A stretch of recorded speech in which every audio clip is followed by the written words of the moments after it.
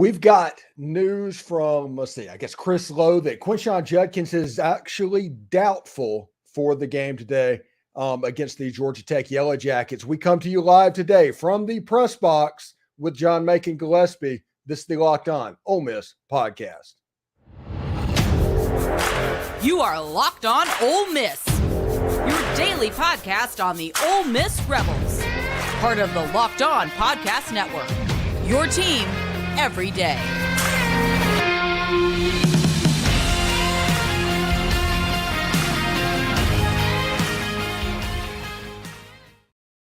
Oh, I'm sorry. I'm just rocking out to that intro. I genuinely like that. Anyway, this is the Locked On Ole Miss podcast pregame show. We're coming to you live from the press box with John Macon Gillespie, who we got some stuff to talk about before this game. And I think we'll start, John, with the fact that Chris Lowe has reported, and a lot of people, and this is also important to realize, if Chris Lowe reported it was probably handed to him. He was spoon-fed that information. But the report is Quinshon Judkins is doubtful. Trey Harris is not going to play. And then obviously we can assume that Caden Prieskorn is not playing. Zachary Franklin's not playing. Basically, John, this is a one-point win game. You just want to win this football game. Forget covering. This reminds me so much of what Matt Corral had to go through against Auburn in 2021. Yeah, I mean, it's very similar. And with the injuries that have kind of piled up leading up to this game, with, what most people believe, including myself, Ole Miss being the more talented team coming into tonight, you just got to get in and get out, pretty much. I expect with Judkins probably not playing, I don't expect him to play. We'll see a lot of touches from, obviously Ulysses Bentley, but we may also see some Jam Griffin, things like that. So it should be an interesting one, and it shouldn't be a focus on covering the 16 or whatever it is at kickoff. It should be getting in, getting out with a win. Yeah, and it should be noted, Georgia Tech signee Jam Griffin. He started his career in Atlanta, Georgia, so that would be kind of poetic. It's kind of funny to think about that. Ole Miss has probably in Jared Ivey, one of the best defensive linemen that Georgia Tech had. Zamari Walton, one of the best cover quarters that Georgia Tech had. Akello Stone is a defensive lineman that last year was a standout on their line. And then you get Jam Griffin. It's like the 2020 and 2021 recruiting class for Georgia Tech. Ole Miss is just kind of shopping at this moment. It's pretty much here in Oxford, right? I mean, it's weird how things like that work out. But, I mean, we kind of live in that era with the portal a little bit. You never really know where kids are going to end up. And Lane Kiffin, out of all the coaches in college football, has taken advantage of the portal better than anybody. So I mean, it kind of makes sense that it would be possible for some of those guys to end up here. Yeah, John. True Hooper says Bentley is a really good running back. He's never had a chance to shine. We will be fine. I agree. I agree with that a little bit as well. I think this is the game that Ulysses Bentley, when he came in with Zach Evans in 2022, that is something that really stepped up with him, and I expect him to perform admirably as well. So, and before we shift from there, he's a different back than Quinshon Judkins. I mean, he has a different skill set, but I thought he was going to succeed really well last year had he not had some injury issues, and so I expect him to have a pretty good night tonight. Yeah, and we can talk about all this, and I talk about these skill players being out tonight and how much of a challenge that will be. This game will completely come down to Jackson Dart. If Jackson Dart has a good night, Ole Miss wins this game. If Jackson Dart does not have a good night, it gets squirrely. If Georgia Tech wins this game, it's a disaster. Even the way it is, it's a disaster. There's no way to get around that. Yeah, no, I agree. I mean, that would be the perception, and even with injuries, I think that even taking that into account, that it would be disastrous if it goes that way tonight. Yeah, and it could be quite interesting. Now, if we look at last week, one of the things that everybody was interested about last week was the offensive line play. What are you looking for tonight from the offensive line? I want to see, and this is going to sound cliche, but I want to see better rushing lanes and better pass protection in the first half. In the second half, it looked like some of that cleaned up a little bit. But I want to see something going into Alabama that is not as negative as it was a week ago up front. I think that was kind of the storyline for Ole Miss a week ago, was the struggles up front. And I want to see how they come out tonight. I mean, how they responded to things, how they worked on things in practice. I just want to see if things look a little bit different tonight. Yeah, and that should be quite interesting as well. Let's see. James York says, if we get a win by 1 tonight, Ole Miss can be 4-0 next week. Hama, I guess he means Bama, is tied at USF at the half. That is absolutely true. Bama is tied with USF at the half. Ty Simpson is playing quarterback for them right now. After Buckner got yanked, they did not go to Milroe, which is interesting, and they went straight to Ty Simpson. And I think Ty Simpson right now is 0 for 4. So yeah, it's absolutely nuts. The dumpster fire that is going on at Alabama is what we thought was going on at LSU. LSU looked really good today. They did. I mean, they looked the part. I think as of today, obviously they were the most impressive in the SEC up to this point today.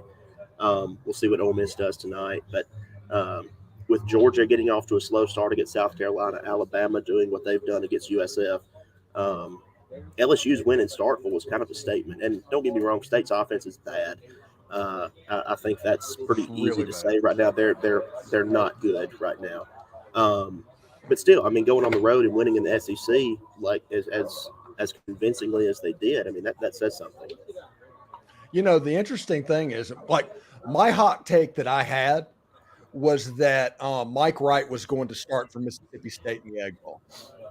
And Mike Wright might be starting by the South Carolina game the way that this week went. Yeah, they were from what I saw on Twitter, I think the students were chanting, "We want Mike," in the first half, and I was like, "Man, that's not a good look." I mean, that's kind of at the point where it's like, yeah, I understand that Will Rogers may not be the most talented guy in the SEC, but he's won you games over the last few years. I mean, and to turn that quickly in this new offensive system, that just kind of shows where that mindset is right now, in my opinion, and it's not good. Yeah, quite interesting. Let's go back to the football game tonight. I'm expecting this to be the game that Michael Trigg announces his arrival to the Ole Miss fan base. He is the weapon with all those wide receiver weapons that are out, without the running back that is counted on the backfield. You have Jordan Watkins. You need that second weapon. I think that second weapon is going to be Michael Trigg. And I think this will also be an opportunity for some freshmen. We'll talk about that in a minute. Yeah, and so what you're saying is you don't count Grove Bowls as his announcement as arriving on campus? Yes. Yeah, no, I agree.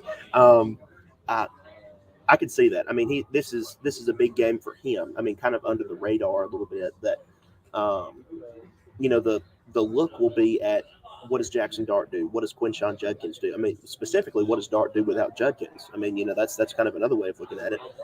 But what does Trigg do without Caden Prieskorn tonight? I mean, and he may try to give it a go next week against Alabama, but can Trigg had the big play last week, but can he have a big game this week? And if he does, I mean, that's going to bode well as this Ole Miss pass catching core gets healthier as the season goes on. I mean, that's going to bode well to have a Michael Trigg that you can rely on if he has a big game tonight. Yeah, I'm expecting. I think the surprise for Alabama is going to be 12 personnel. That is my surprise for next week. Caden Prieskorn and Michael Trigg on the field together. I think you'll see some Jordan Watkins receiving out wide a little bit. That'll be interesting to see. And I think Jackson Dart just kind of needs to be that dude tonight. This needs to be his Matt Corral game. This needs to be his arrival. And if he does that, I think Ole Miss is going to be fine, and they're going to win fairly comfortably. I think, and this is my prediction for tonight, and I think it can come back poorly, whatever, because a lot of my predictions tend to do that, because I'm not a prophet. But I think for Ole Miss fans who maybe still doubt Jackson Dart, I think they're going to see a Jackson Dart tonight that they can get behind. Without all of these weapons, without Judkins in the backfield, because that affects the quarterback too. Not having your star running back, that's going to affect your quarterback. I think they're going to see a Jackson Dart who manages the game really well and who plays really well. And I think that's going to bolster some of the fan base's faith going into next week. And we'll talk about this for a second. We'll kind of dovetail it a little bit. But on offense, I think this is a very big game for Aiden Williams. Whenever you have like Trey Harris out, you have Zachary Franklin has not shown up yet. I think Zachary might be back for Alabama. I'm not sure about that. They do not talk about injuries at all. Trey Harris will probably be back then. Caden Priestcorn, I think, is on track for that. But tonight, it's Jordan Watkins, Dayton Wade, Michael Trigg. Aiden Williams has a chance to be a guy. Him and Braden Brown have the best opportunity that as the season goes on, this could be the game where they have their playing time kind of leads to more playing time as this moves forward. Yeah, and I mean, it not only leads to more playing time, showing that you can handle the situation, but it leads to more playing time because you show the coaches that you can handle the situation. And you gain that experience from playing against a Power 5 opponent that, you know, it's really invaluable for a freshman to gain that. And tonight, I mean, we've seen in camp that, you know, the camp that Aiden had, but we haven't really seen him since the season started. And so tonight's kind of a really good opportunity for him to capitalize on that, to capitalize on maybe having some more playing time, showing maybe what he can do, knocking some of that rust off, some of those butterflies off that comes with being a freshman.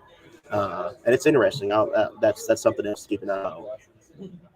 Yeah, interesting. And we can turn the page to the other freshman that everybody cares about, and that's Hunterian Perkins, who after leading the team in tackles against Mercer, and granted it was Mercer, nobody's saying it's not Mercer, but he did not hardly play much against Tulane. What do we think we should read from that? Not much, personally. Unless there's something behind the scenes that we don't know about, I don't think much should be read from that. I think it kind of comes down to how Ole Miss lined up defensively. And, you know, you kind of mentioned it last week that it may have been an issue that he kind of moved down the depth chart because some things shifted around on defense a little bit. I think we'll see him tonight, personally, outside of just special teams. And I'm not going to say, you know, he'll have 6-7 tackles or anything. I'm not necessarily going to predict that, but I do think he'll be on the field, and we'll see his name some tonight. I think he's too big of a talent to not see. You know, for the most part, week in and week out. The fact he didn't see a lot last week leads me to think that we'll probably see him some tonight. Hey, John, we got this from Mr. Veganator. You are a fellow journalism student in his class at Ole Miss, and he's glad to see you covering the team in a great way. That's pretty cool indeed. I'll tell you what, Mr. Veganator, shoot me a DM on Twitter. I'd like to know who you are, just so we can catch up a little bit. Those days were interesting for all of us. So seriously. And how many yards will Jackson Dart have? Craig Murray guesses 325 passing, 60 rushing. I think they will run Jackson Dart because they're going to have to. I think we might see a package for Spencer Sanders tonight just to take some hits off of Jackson.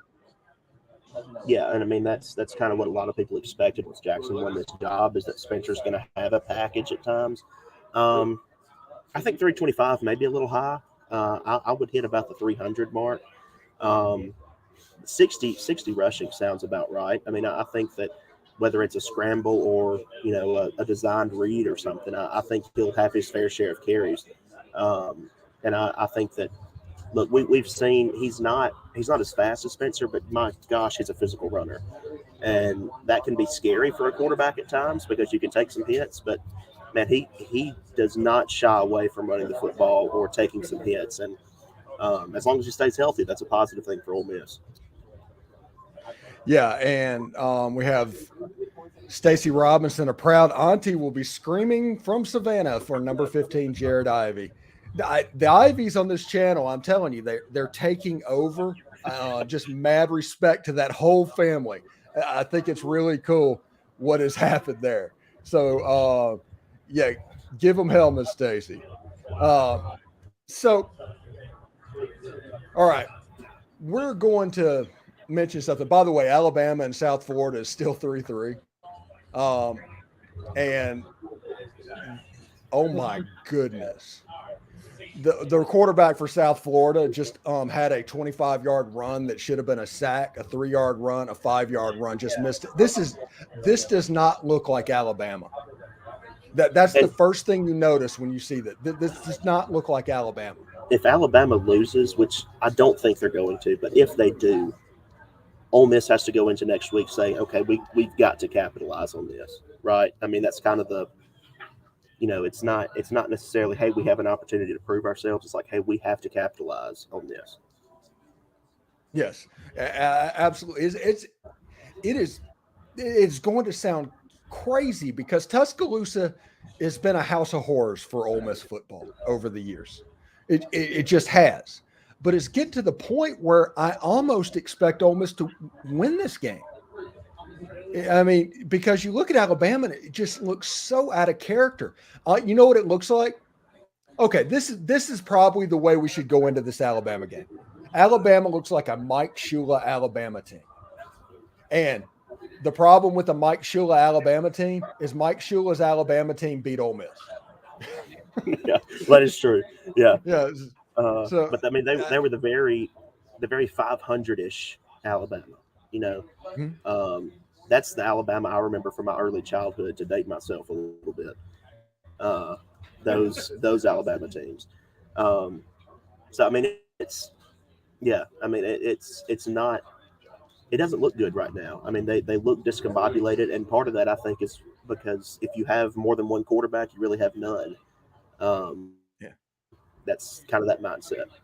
And right now they have 3. So the last time I remember a 3-quarterback series system working, I think David Cutcliffe used that against South Carolina, and it worked pretty well in one game with a winning touchdown. That team was not good.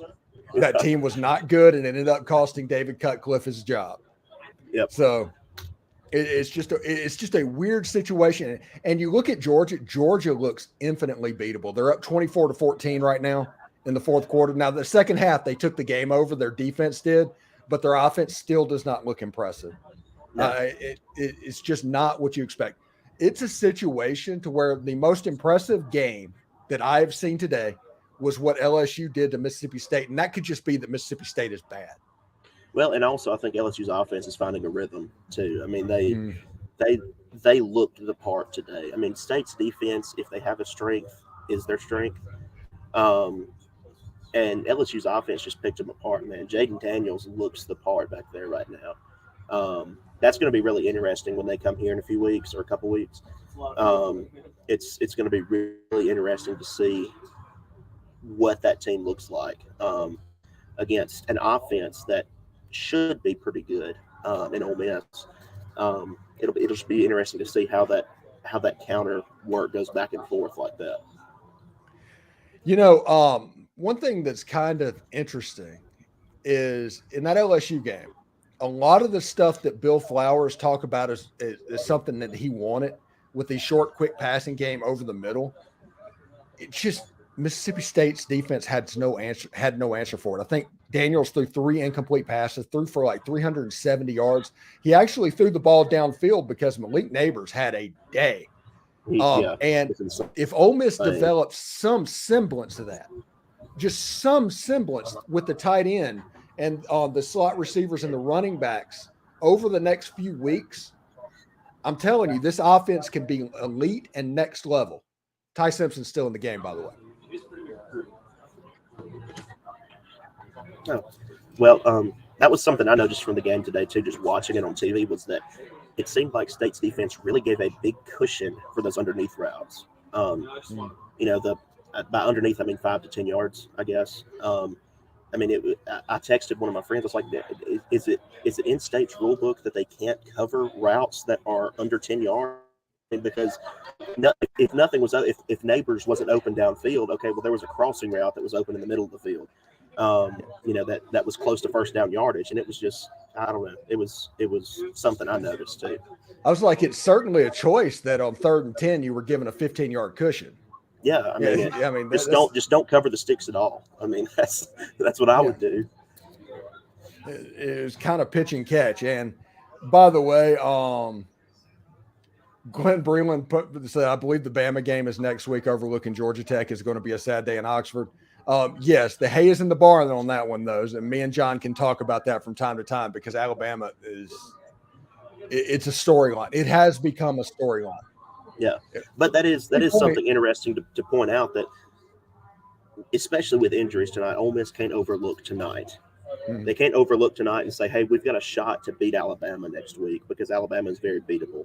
You can't overlook this tonight against a Power 5 team at your place. You've got to come out and play well, play solid, especially after not playing well in the first half last week. You've got to come out and make that statement this week. Yeah, it's absolutely nuts. As Shane Parker says, Missouri beats a top 15 team. FSU struggles with BC. Bama may lose to South Florida. Georgia is struggling with South Carolina. Colorado is relevant. That's all caps. That's pretty good. Nothing makes sense. And that is absolutely true. This season is turning into 2007 on steroids. Yeah. It's just turning into 2007 on steroids. I was in the 4th grade, maybe. Yeah. But I do remember that season very well. Yeah, that was the year that LSU won the national championship with 2 losses, which still possible that LSU could do that exact same thing. Yeah. It is. So I'm telling you, I do think everybody needs to pay attention to this Alabama game. We're going to stop this stream pretty quick in here in about 5-10 minutes, this pregame thing. But what are the news and what are you hearing in the press box right now? And not much. I mean, just the talk is about the games around the country right now, and obviously the injury news. I mean, we've kind of touched on that, but that's kind of been the focus up here since I got here, and everybody's just kind of in game mode a little bit. I mean, the specialists are out on the field right now warming up. I mean, we're seeing punts from both teams and long field goal attempts from both teams and stuff. So I mean, we're ticking down. We're getting close. Now, is there anything in pregame that you're going to be looking for while you're just watching what's going on? I guess whenever they do like the team portion of what's going on. Yeah, I mean that will pretty much be it. I mean, and I think I know kind of what the answers there will be. I doubt we see Quinshon. We obviously aren't going to see Trey. But that just confirmation there will be all I'm pretty much looking for. Maybe how some things line up on offense with some receivers out, but I mean that's pretty much it. Yeah, I guess the biggest days for Ole Miss, and if you want to talk about opportunity, and we've mentioned this already in the podcast, so this is not breaking new news, but the 3 biggest names that Ole Miss is going to need to step up is Ulysses Bentley IV, Aiden Williams, and Michael Trigg. Those are the 3 names to watch. Yep, I agree. And once the ball's in the air and this thing starts, those will be the names for folks to keep an eye on. So, okay, we're going to change gears just for a second. We need to do something about teams wearing all white uniforms. Because everybody's doing it now. It just doesn't matter. It's just everybody has an all white uniform, and it's called icy white. Mm-hmm. Yeah, I mean, it was cool for a while, right? But now it's kind of become bland. And I mean, Georgia Tech's set looks pretty good. I mean, I'm looking at it here, but I mean, everybody's doing it now, Ole Miss included. I guess Alabama's not doing it, but I mean, they could if they wanted to, but they're not. Georgia's teasing it on recruiting visits. Yeah, that's another. Yeah, I mean, it just seems like it's the trend that everybody's getting on, and it's going to be overplayed eventually. Of course, I'm a traditionalist when it comes to uniforms anyway, so like Ole Miss's set tonight is one of my favorite that they have. Oh, love it. I do too. I mean, and people can talk about the gray pants, debate the gray versus white pants, whatever, but this looks like Ole Miss tonight, and that's how I've always felt. And I'm fine with mixing it up. on occasion for teams, but I think for the most part, teams need to stick with what works for them and what is good for their identity, what's recognizable for their identity, and that's what Ole Miss is doing tonight. So, selfishly, and I'm the only person talking about this, and they're even making fun of me on Twitter, and that was the whole Georgia Tech back in the SEC thing. I brought that up several times, and it feels right that Ole Miss is using a classic set against Georgia Tech, because if you go back 80 years, it all started with trying to get Georgia Tech to make a return trip to Oxford, Mississippi. And them finally coming to Oxford, Mississippi, you should meet them with a traditional uniform.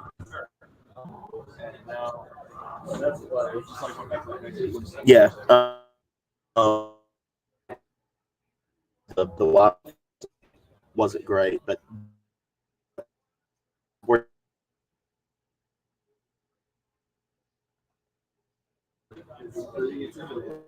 okay, man. All right. Yeah, your internet is going in and out, man. John, we appreciate it, buddy, and we will talk to you next time.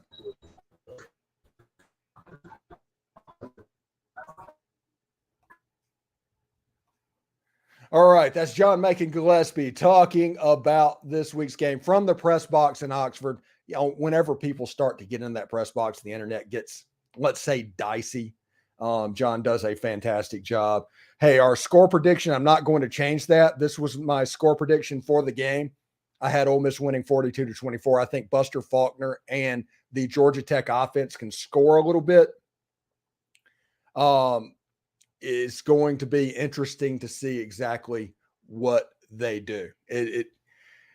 I think Ole Miss is going to be able to roll. I think Ulysses Bentley is going to be the dude. I think a lot of stuff is going to be positive, even with the injury situation at Ole Miss. Now, this is a game that I say, just win the football game. It doesn't matter if it's by 1 point. Do not get hung up on covering with the injury situation. I think this game is very similar to what Matt Corral went through against Auburn in 2021. So just win the game. Let's see real quick, check the chats. Talking about the fans always showing up for SEC games. And Mr. Viganiger said, we got to show up for all the games. Kiffin's been vocal about that, wanting to be as happy as possible, and looks great for recruits. I think we're in good shape with keeping Kiffin, by the way. All of the stuff that's been going on over the last few years, I think Deion Sanders is going to take the media's attention on a lot of those. So the first name that's going to be brought up for every job, whether it's Texas A&M or Miami or Florida or whatever, is going to be Deion Sanders. I think that's going to give Ole Miss a little bit of a break, whether they mean it or not, because this is the secret. Lane Kiffin's name and Deion Sanders' name, it's SEO catnip. I don't know if you've heard me say that before, but you put that in there and your video is going to get viewed more than if you didn't. So don't freak out about those names when they end up in subject lines. Kind of pay attention to actions more than basically internet rumors, things like that. So I think we're going to be okay with Lane Kiffin. We have a chance to build something. Hey, I had a video this morning with Brian Smith where we talked about, I think it was Jimothy Lewis potentially visiting in a couple of weeks. We talked about Caleb Odom potentially visiting shortly as well. It's kind of go time at the moment. I mean, we're in really good shape. We're not as good as we could be, and these injuries are very, very much not what we wanted. But if you look at where Ole Miss sits on September the 16th, with the whole SEC in front of them, as long as they can hold their water a little bit, Ole Miss is in about as good a position as they've been in a long time. And that's with 2 games, with a win, best win being over Tulane. Ole Miss needs to figure out how to win the game. Okay? Win this game. 1 point. Doesn't matter. Do not worry about the spread. Do not worry about how it looks. Just win the game. Get these players back. Go down to Alabama. Alabama is going to be dealing with a lot of issues, and then you have a chance to go. The whole SEC is gettable right now. I'm sitting here watching this 3 weeks in. The league is down. The league is down. Caden Hamlin says, is Trey Harris injury long-term? I don't think so. I think Lane Kiffin actually said something about that after the Tulane game. So I don't think he's going to play tonight. I think he's going to play when it matters. And when it matters is a conference game. So I think Prieskorn, Franklin, and Trey Harris, I would expect them all back for Alabama. All of them. Judkins, I think Judkins could go tonight, and you'll find out that Judkins could have gone tonight if this was a conference game and it was necessary. But since they felt confident of what's going on with Jam Griffin, this is why we recruited him, by the way. We brought Jam Griffin in because of this particular situation. So we'll see exactly how that goes. I'm interested to see what the offense looks like. Play clean. Do not turn the ball over. Do not shoot yourself in the foot with stupid penalties. If you do that, you are going to be okay against the Georgia Tech Yellow Jackets. How do I feel about the spread? Andres, I try not to feel about the spread. If Ole Miss wins the game by 1 point, I'm okay with it. All of Ole Miss's number one wide receivers preseason, and Zachary Franklin, Trey Harris, and Caden Prieskorn are out. Jordan Watkins is playing. That's the lone exception. And the nation's number one running back, the best running back, is probably not going to line up as well. So Ole Miss has to get right in the running game. And Jackson Dart has to play really well. And you're telling me, do they need to cover 16 to 20 points, depending on where you got it? I think that's kind of a tall wish at the moment. So, yeah, Mr. Vegator says, out of principle, don't bet on your team. Yeah, exactly. So we're about 30 minutes into this game. The game's going to be kicking off in about a half hour. Hope everybody has a good time. We will see you after the game, about 30 to 45 minutes. In the post-game show, talking about that. No John Macon tonight. He'll be at the press conference and talking about that. But we'll probably do another 30 minutes in post-game with stats and impressions and things like that in the post-game as well. So I hope everybody has a good time. Should be really good, but we'll see what's up. Enjoy the game, everybody. Hotty toddy.